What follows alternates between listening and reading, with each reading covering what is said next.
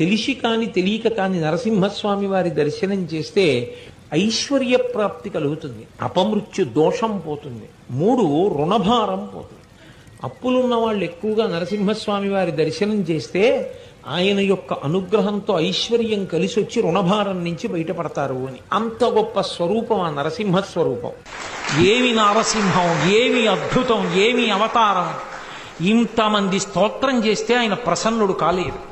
అదే ఉగ్రభావనతో ఊగిపోతున్నాడు. శ్రీచక్రం ఆ ఊగిపోతున్న ఉగ్ర నరసింహుణ్ణి చూసి లక్ష్మీదేవిని పిలిచి, అమ్మా నువ్వు నిత్యానపాయనివి, ఆయన వక్షస్థలంలో ఉంటావు, నిన్ను చూస్తే ప్రసన్నుడవుతాడు తల్లి, దగ్గరికి వెళ్ళమన్నాడు.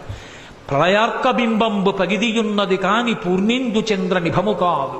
పూర్ణచంద్రబింబంలా ఉంటుంది నా భర్త ముఖం, ఇంత కోపంగా ఉండడం నేను ఎప్పుడూ చూడలేదు.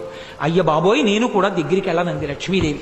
శ్రీ మహావిష్ణువు యొక్క అవతారాలలో లక్ష్మీదేవి దగ్గరికి వెళ్ళడానికి భయపడిన అవతారం నరసింహావతారం.